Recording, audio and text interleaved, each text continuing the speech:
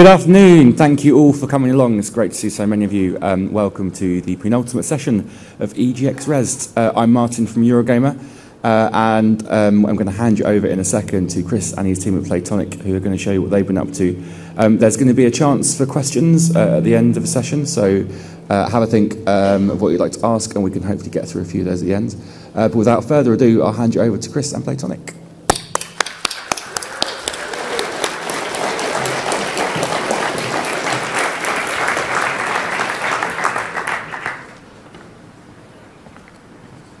Hello everyone. That's a long walk out there. You wouldn't realise how long it is until you walk out of that. Somebody fell off the stage the other day apparently as well, so I had to walk a bit slower just to be sure. Otherwise this presentation would have been even shorter. So hello everyone, and thanks for coming today. My name is Chris Sutherland. I'm from Playtonic Games, and later on you'll be meeting Gavin Price from Playtonic Games. We're going to tell you a bit about the company and a little bit about our first game, Project Ukulele. Before we start, I think it would be good to get a show of hands. It's just how many people have never heard of Playtonic Games. So if you know nothing about Playtonic Games, raise your hand. So actually, I think that's quite good because we've only been going for about 4 or 5 weeks. So I find that quite encouraging. What's slightly, perhaps more concerning is that some of the people raising their hands are actually on our team. But hopefully, this presentation will be just as useful for them as it is for you. So I guess I did wonder where to start. And perhaps the best place to start is a bit of a history lesson and kind of head back to the mid-1990s for a tiny, tiny little bit of war. But not that kind of war. Back in the 1990s, there was a console battle going on. And it was a battle between the Super Nintendo and the Sega Mega Drive, and then later on between the Nintendo 64 and the PlayStation. And these battles are typically referred to as console wars, but they're not proper wars because nobody died. And nobody was likely to die either, unless perhaps in the shock realization they just bought a Sega 32X. So to continue the analogy a bit further, the ammunition in these wars were the games. And if, as a console manufacturer, you had great games, then it meant that you could invade people's homes and you could occupy the territory that was underneath the television. So you had a good chance of being able to win that war. So that sets the scene, really. Again, mid-1990s. And it was here that a group of young men started to create what I think it's fair to say are now regarded as classics of their genre. Who were these young men? Obviously, I speak of the Backstreet Boys. Who can forget their classics such as As Long As You Love Me, Everybody, Backstreet's Back. And of course, that one song which was frankly nothing more than an all-out attack on our own industry. Quit playing games. So anyway, it was at the same time as that was happening that a bunch of us who happened to be here today were also doing something. We were creating games, and we were creating games such as Donkey Kong Country, Banjo-Kazooie, Banjo-Tooie, Donkey Kong 64, Viva Pinata later on, and then Jetpack Refueled, Banjo-Kazooie Nuts and Bolts, Cameo, Perfect Dark, on and on. So we might not be the Backstreet Boys, but we have reunited, and we are the Back Together Boys. We are Playtonic Games, and we are 6 X-Rare veterans with over 100 years service between us. So why does Playtonic exist? Well, you saw those games just now, and those are the ones that we worked on. And we often thought, what would it be like to take those games from the past and bring them up to date?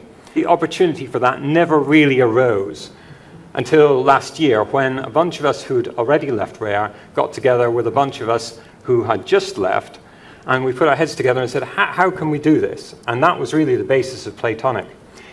And so we thought, we want to take these games, bring them up to date, but we thought, does anybody else want us to do that? Is it just us? Because nowadays, surely everybody just wants headshots, no scopes. That's all it is, isn't it? Of course, from our public announce, we've just been overwhelmed by the reaction. And it's clear that there is an audience for this. So that's been very reassuring for us. So what we want to do is essentially make games like we used to and bring back the magic from the past bang up to date today. We've got a history of creating fun and interesting characters, and that's exactly what we're going to be doing. We're going to start cooking up a whole new universe of characters, and each character is going to be capable of featuring in their own future games, as well as guest starring in each other's. And all these characters need amazing worlds to explore, so these are the key ingredients for that go together to make our delicious dishes. So it's probably worth covering what not to expect from us. And we're all about fun gameplay, and we're going to be a premium game experience. So as a result, don't expect free-to-play and microtransactions. I'm sure a lot of you will be disappointed by that. And therefore, don't expect any whale hunting. And if you didn't know what whale hunting was, that's okay, because we're not doing any of it. And then in-game ads.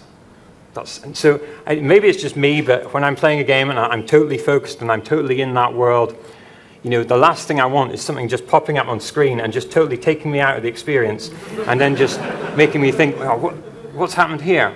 So I kind of thought maybe what I should do is, rather than put the ads into our games, we should put them into our presentations. So I calculate that if I wait here for the next 10 minutes, I'll get enough ad impressions from everybody in this room to pay for our train fares down and back and a slap-up meal afterwards. So got about 9.5 minutes left. Not very exciting for you, I'm sure. But it's an industry first, and you can say, I was there that day, I waited that 10 minutes. Or, it just so happens, I know that Gavin Price has been grinding away on some apps recently, and I'm hoping that he has the premium credits to be able to allow us to skip to the next part of the slides. So, ladies and gentlemen, Gavin Price.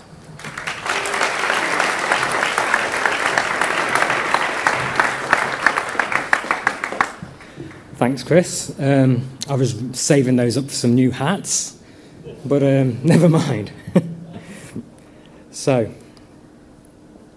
thanks everyone. I'm Gavin Price. I'm the creative director, studio manager, and the best tea maker at Playtonic Games, by far. Thank you to Jonathan Taylor for sending us a 3-kilogram bag of Yorkshire tea. We're working down it.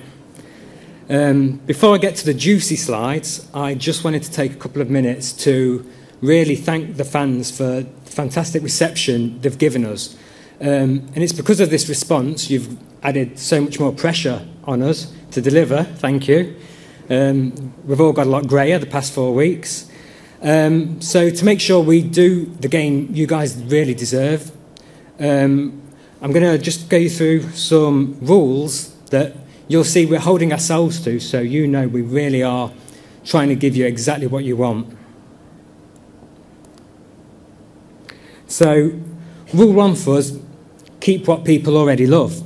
That means the tone and style of the game, the humour, a high variety of challenges, lots of goggle eyes on inanimate objects, and gobbledygook speaking, NPCs. They're all going to be coming back. They're all part of our DNA, and we love creating stuff like that. Rule 2, don't promise one experience and deliver another. This means we aren't going to try and turn the game into something it isn't, or add any core gameplay that detracts from what essentially is what people expect from a 3D platformer. Though we really enjoyed creating some nutty vehicles and bolting them together in the past, it's not what Ukulele is about. And rule 3, bring the genre up to date. We're not just looking just to rehash games from our past. We want to take advantage of the big technology leap since the last time we made a proper 3D platformer game, which is 15 years ago. So we're going to really do our best to make sure it's up to date with not only new features for the genre, but also all the classic old gameplay done on an all-new scale. So, with those rules explained, I'll move on to disclosing a few details about the game. So, it most definitely is a 3D platformer, and it will leverage a lot of our past experience from a number of platform games too. Some of the team did work on the Donkey Kong Country series as well, so I'm sure there'll be sections in there which will please fans of those games. They'll be collecting lots of collectibles. I don't think it's a shock. We love those kinds of that gameplay and that quest. I can confirm the collectibles you'll be collecting in this game will be pages. And as you can see, we've got no better at naming any collectibles. I won't speak about them too much more. I'll just say there's going to be lots more collectibles, lots of secrets to discover, and I'll stop and swap there to the next slide in a sec. Lots of special moves for our heroes to learn. The characters and the makeup of the animals you'll be playing as this time will really give us lots of scope to create some amazing new moves. If we were to tell you the characters right now, we'd be giving you away far too many gameplay details. And I don't think anyone really cares what they are right now, just knowing that eyes and bushes are there. Everyone's happy at that, right?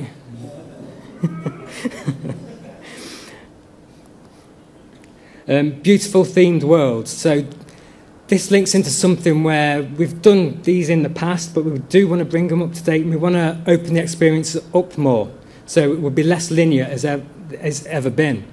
When you've been collecting your pages, you'll be able to use them to unlock future worlds and expand current worlds too. They're not going to stay the same size as when you first enter them, so we really hope that there'll be even more ways for players to play through the game their way. And this is going to be the first ever look at one of the worlds we've been building. It is a screenshot of a background that our very own Stephen Hurst has been building. It's not a gameplay video, but it has got the same frame rate as what Steve used to manage on the N64. And there it is. So we really want to take advantage more than ever of the technology and make the worlds feel lived in. Before, we really only had the power just to build parts of the world that were essential to the gameplay itself. We'll take the same approach when populating the levels too. They're not going to be sparse with the odd enemy here and there. There's going to be lots more to contend with in all the levels. And because you're such a nice audience, we'll give you a second look at our hub world. So the hub world itself is going to be its own giant navigational puzzle. Exploring it is going to feel like a game in itself. Learning the moves within the themed worlds will be key to unlocking further progression around the hub world. It's going to be full of its own secrets and thoroughly reward lots of exploration. Long after players finish the story, there will be secrets where we're trying to embed in the game that will take maybe months, maybe even years for everyone to find and discover. So we hope you like the look of the games it's shaping up so far, and we want to carry on engaging with you. This is the fourth rule, which is probably the most important one. With our fan support, we think this game can become the best game we've ever made. That's exactly where we're aiming.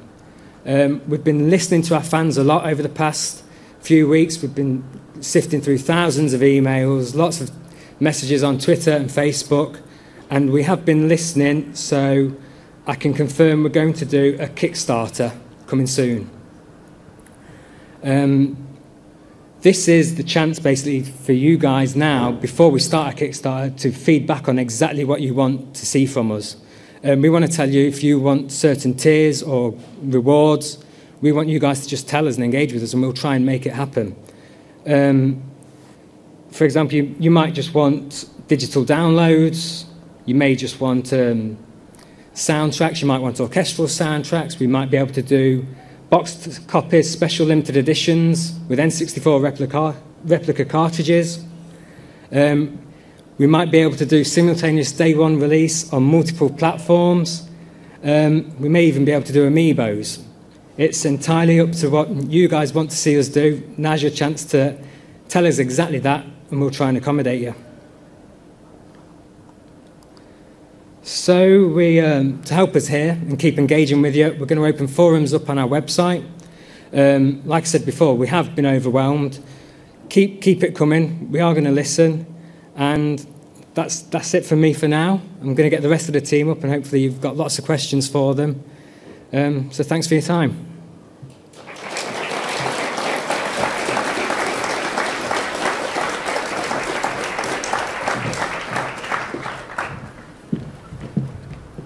Thank you so much for that. That was amazing. And yes, now's your chance to help kind of direct the game. So please, if you have any questions, the microphone is just down there. So please make your way to the microphone to ask some questions. I'll get the ball rolling, actually. Why is now the right time to get the band back together?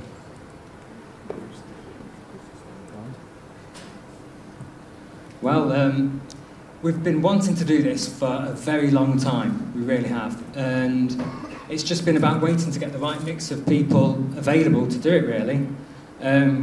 Over the past few years, some of us have left at different times. We've always harboured a big, ambition to go back and return to the genres we're well known for. So it just happened last year, and when Chris and myself left Rare, we thought, we'll get in touch with some of these other old guys, and we'll see if we can make it happen. We weren't expecting the reaction we've got, and the fact is, everyone's been absolutely amazing. They've ramped the pressure up on us, and so we're glad we've done it now. Otherwise, we'd have been too old in a few years. Any takers at all? I can keep on asking questions if that's all right. Do you want to go to the microphone just there? Hello. I'm a huge fan of your games in the past, and I've sort of kept up to date with the ones in the future, the new Mario 64, and moving on to the new Marios and things like that. I'm really huge into VR myself. I'm creating a VR game. The new VR stuff's incredible. You guys seeing all that 3D world in VR, and what do you feel about it, and you can bring it into VR? Yeah, so I'm actually personally gutted that I had to come and do this presentation because I had a demo with Valve booked in and I couldn't go and do it. I'm a big fan of VR too. I love that we're going to be building the richest worlds we've ever built, and I'd love to take advantage of VR. And it's one of those things now where we're going to be, it's one of the features that we want to pass back out to our fans and say, hey, if you guys want us to do that, we can talk about it, we can add it to our Kickstarter plans. Our Kickstarter, we just want to fill it full of the things that our fans want, and if enough people say VR, let's do VR. Awesome. VR, please. Thank you very much. Next question, please. Hello. My biggest question is, obviously, your biggest competition at the moment will be Skylanders and that kind of side to gaming. How's your game going to compete with, because obviously I'm a big fan of Banjo-Kazooie, so I loved it to bits. How's your game going to compete with that as such and make it bring back old fans and new fans? I think it's going to. I can talk to this. I think it's going to be a mix of like we talked about, the characters and the worlds and the humour, and that's something that we're very familiar with creating. And it really, in some ways, we don't actually almost think about it as competing. Because we just create these things for ourselves. So we create what we think makes us laugh, and we know we're sitting in the office, sitting next to each other, trying out ideas and putting things back. And if it doesn't feel like it's funny, then we won't put it in, or if it doesn't feel like it's right, we won't put it in. So we're making something that's for ourselves, but at the same time, like we say, we've now got input from the community that means we can kind of just make sure we're kind of going in a direction that makes sense for everyone else as well. And I think that's probably what the path that we'll follow. So we tend to have never kind of looked at somebody else and go, oh, we better do this because somebody else is doing it. It's always kind of been about what we want to do. Yeah, actually, there's been a pretty good renaissance lately for 3D platformers. We love them, and as gamers ourselves, we want to see more 3D platformers out there for us to play too. So yeah, Skylanders, I mean, physical toys have done really well for them, and I think what Nintendo are doing with Amiibos has got massive potential. just a quick show of hands. How many people in here collect amiibos? Yep. So yeah, I think there's a really good opportunity there for us. But if you guys ask us for it, it's all about hearing what you guys want with us now. So yeah, we'll see what happens. Thank you very much. Next question, please. Could you tell us anything about what John Jafari, or who or what John Jafari will be voicing in the game? So John's fun, yeah. We've yet to follow up on the Twitter conversation with him, but he's such a legend, he can voice whatever character he wants. Chris might fight him, because Chris, as you know, does a lot of our voices. Now I'm sure we can work something out, Yeah. and I can't wait to see, you know, what that voice might be. If people want to voice characters as well, I'm sure we can add that to Kickstarter tiers. If anybody wants to get in touch with us and do a voice, you just have to mumble your way through in it. You know how our characters speak. So Chris has been getting away with making a living out of that for years. Thank you. Thanks. Next question, please. Hi. Obviously, a lot of the On Rare games are really known for their sort of unique brand of humour. And I was wondering, with this game so far, are we talking more a sort of family-friendly kind of thing, or are we talking more Conker's Bad Fur Day kind of adult humour? I'm going to make sure someone else answers this one. It's definitely going to be in the Banjo-Kazooie type of humour. You know, there will be a few things, if you look closely, that maybe could be near to the knuckle, but definitely nowhere near Conker's Bad Fur Day. Okay, cool. Cheers. Thanks. Hi, Year 2 LSB student here, George Teal. If this game turns out to be a huge success, do you think there'll be opportunity to expand your team and go into different genres, if at all possible? Like, I assume you don't want to stay rooted to one type of game forever. Definitely not. No, we're looking long term with this. Every single character you'll come across in Project Ukulele has been built with their own game in mind in future.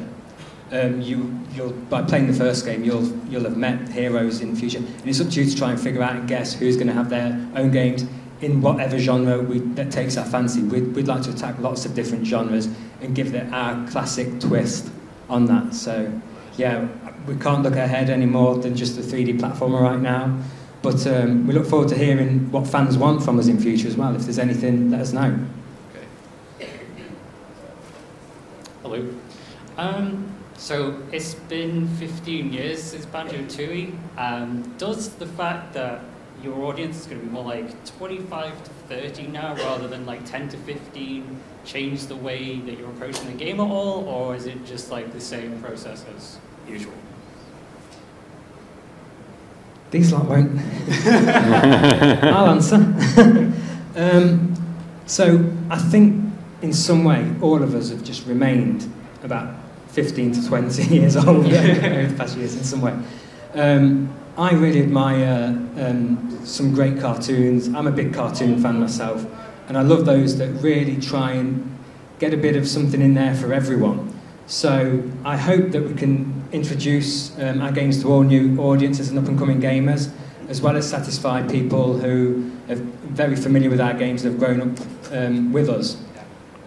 We are actually looking, because the original Banjo games, they were quite, for a single-player game, they were quite a sociable game. Lots of fans tell us that they played them with parents at the time, or brothers and sisters or friends, and that's something we're actually trying to take advantage of this time around in a bit more, in a new way. So I hope there'll be, again, lots of opportunity for more than one person to play essentially what's going to be a single-player game, but have lots of people around the screen and have fun watching that done, whatever their age. Cool, thanks. Hi guys. I suppose we're big fans of the actual games themselves. Another thing I've been a big fan of, and I'm sure a lot of people in this room are, is the music within the games. Whether it's all like the bouncy fun stuff you get from, say, Banjo-Kazooie or Donkey Kong 64, or the more isolated stuff, say, in Perfect Dark. We know there's been some fantastic composers who've worked with the Rare games in the past, so David Wise, Grant Coco, David Clinic. Is there any likelihood of any of them maybe returning, or are you using sort of any of their inspiration from previous games to help build the music up in this one? So what I can confirm about the music is it is going to change as you move around the level, like it used to in Banjo. You've mentioned some of the composers we've got there, Grant, Dave as well. Yeah, we can't wait to get their music in the game. We've heard some of the music already ourselves, obviously, and it hits the spot. I think Grant's quite happy in sunny California. I'd love to get him back to the Midlands, if just to have all the daily banter we used to have with him. He's a funny chap. But right now, I think we'll just keep asking them to send their tunes from afar and plugging them in the game ourselves. If we could get them on team, that'd be great. Yeah, nice one. Great, thank you. Hi, I just had a question to do with your decision to use Kickstarter, and just as an example of a recent established team going back to a genre they've done before with Goddess, and just some of the fallout from that, and there's just been numerous problems, and just wondering how you guys are approaching it. Yeah, so we weren't planning a Kickstarter a few weeks ago, and everyone we've spoken to about Kickstarter says prepare to lose sleep for a long time. So it's not a decision we've taken lightly, and it's really in response to the massive fan reaction we've got and all the requests to get involved and engage with us. So first of all, we want to hear from you, your thoughts on what kind of things you want to see in a Kickstarter. It's your opportunity to help us go bigger than we were even anticipating before. Yeah, I'm a big fan of Kickstarter myself. I back a lot of projects. So we'll wait and see what happens. And with Kickstarter, that would be priced at the primary funding, or would there be external, are there kind of other publishers involved? No, right now we've got here on our own money. Oh, cool. Yeah, because we want full control of the project. The only other people we want to hear from are fans such as yourselves. Yeah, this is as much about making sure we meet your expectations as much as fulfilling our own dreams of getting back to making these games. Cool, no, thank you. Hey there. I've got a slightly easier one for you. What platforms are you considering for your new game? And why, sort of? I mean, that's kind of linked in with the Kickstarter, really. We want you to let us know what platforms you want. I mean, when we originally started, this was just a PC project, but we've had so many requests from people, you know, is it going to come into, etc., etc. Wii U is one of them. So yeah, we will consider anything. I mean, obviously we want to reach as large an audience as possible. So yeah, the Kickstarter is an ideal way for people to tell us where they want it. We will try and get it wherever we can, because we want as many people to play this game as possible. So yeah, we'll leave it up to you to tell us, and we'll try our best. Okay, thank you. Hello there. Hello there. You mentioned that all the characters that would be in Project Ukulele could have their own game in the future. Would this be like their own individual stories, or would they all be linked together and continuing the story from the original Project Ukulele game? So it's been envisioned that they'll all have their own stories. You'll never know which two characters will be each other's enemies. We're kind of thinking of it like the Marvel Universe, in that they can all own their own films, their own stories, but they can all cross into each other's stories too, in fun and interesting ways. I don't want to give too much away, but yeah, every character we hope, you know, has got potential to have their own unique game. And not the bad guys won't always be the bad guys in every game, so we'll see what happens. Okay, thank you.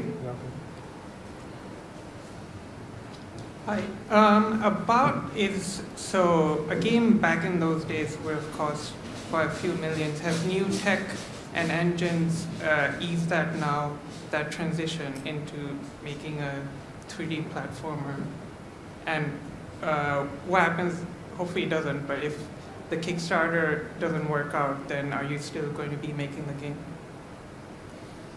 Yeah, the game's coming out, Kickstarter or no Kickstarter. We can't wait to reveal more details. We've got plenty to show. We know what the characters are. We're not really showing them today, for example, because as soon as we show you the characters, you'll kind of guess a lot of the gameplay and the special moves because they're really tied together. So yeah, and we won't have to rely on the Kickstarter. It's just a chance for the game to go even bigger if fans want that with us.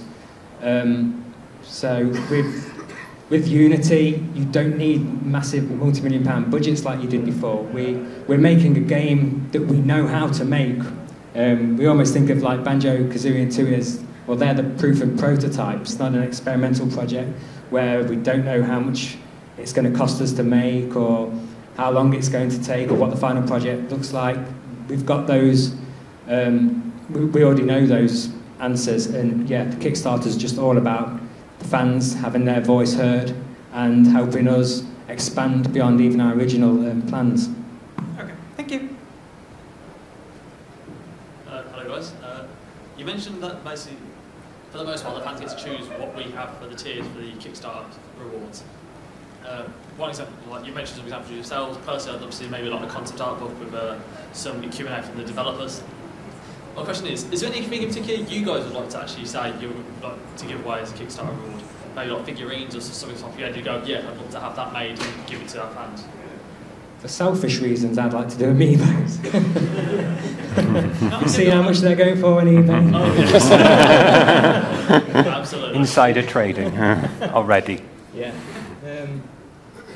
You know, we've not honestly given it a lot of thought because it wasn't on our original plans at all. So, I don't know, I'd love to do a cameo appearance in somebody else's game as a stretch goal, but I don't think fans would want that of us. Whatever you guys want, really help us out on that. Oh, thank you. Hi there, you right? Hello. So the games you've all worked on at Rare have all been incredibly kind of groundbreaking and influential in like all kinds of different genres. And I was actually wondering if you guys could point to any developers or games that you yourselves in the meantime have found particularly influential, not necessarily for the game you're making now, but just kind of developers and games that you think have done something new that's really kind of had that kind of roll-on effect and been influential on other people. Let's go down the line with that one from Mark. Going back a little bit, but I'd say Valve and Half-Life 2 was a massive influence. I think everybody went nuts over physics in games at that point, so I was included on some of the stuff that we were doing at that time. I think a lot of the indie developers recently, I mean, just it's been really good to see the industry come back full circle again, where you've got these people making games in their bedrooms, and that for me is wonderful to see this wide range of ideas coming out, you know, because for me the industry had reached this AAA kind of stagnancy almost, and it's just wonderful. I mean, some of the games that are coming out now, like, I mean, Ori's just recently come out, which looks incredible. You know, for me, it's all these new small indie teams that provide the most inspiration for me personally. So. I was really impressed by Nintendo's and Retro's recent games. I really enjoyed Metroid Prime and, for example, the later Mario games on Wii and Wii U, so it's really a lot to learn from those companies and from those games. Okay, with all the new stuff coming out, it's easy to forget some of the classics, so I'm going to go back to my favourite game of all time, the best two-player game ever, which if you've never played, I urge you to check it out, and that's the original Super Nintendo version of Panel de Pong. Unexpected. Me too. I'd go back to, I mean, there are so many to choose from. I mean, one that sticks out perhaps is Journey, just the way they integrated the multiplayer on that, and I just thought that was really nice. Anything that appeals to me is usually something that's very simple. Like recently I was playing Stardrift by Squarehead Studios, which is an ex-Rare developer as well. And I just like it's like a cross between Flappy Bird and Scramble, if you can imagine that. That's really nice. So yeah, anything simple in terms of interaction and the way you play the game really appeals to me. Yeah, to give a more serious answer myself, it would have to be Nintendo. Since I could first hold a controller, it was a Nintendo controller all my life. And I love the fact that they just stick to what they know they're absolutely brilliant at. And I always can't wait for whatever they're doing next. I love them. Yeah, thanks very much. That's a bit high, isn't it? Hello. I'm really excited that you've called it Project Ukulele. You have brought a ukulele. I was wondering why you decided to call it that. Also, do you use the ukulele in the game? Is that sort of part of it? Can I use it as a controller? Also, can I have a free game because I have a ukulele? Play it? I can play. Yeah. I think a round of applause is in order for this gentleman who's brought the ukulele. I can't. I would. If I could play it, I would play it. You have to give it back. We didn't actually have one in the office. We could have done. Thank you very much. I'll let somebody else answer the question. So I forgot what the question was. I'm just making... There's 3 questions. Why, well, in a way, why do you call it Project Ukulele? Is it because a ukulele is used in the game? Also, can I have a free game? Those are 3 questions. Ukulele, we thought that might be the one instrument that could trip Grant Kirkhope up. But he's already learnt it, and he's already doing brilliant with it. So, no, it's more of a nod to banjo, ukulele, that kind of thing. Yeah, and Grant does have a ukulele. We've got something planned for him. He doesn't quite know about it yet, but that will be coming up. Are you going to do anything with the kazooie part? Like have like a slide whistle or something like that? Now we are. Can I patent that idea? You could send a check to my bank account. Unfortunately, patents don't work now that you've revealed it.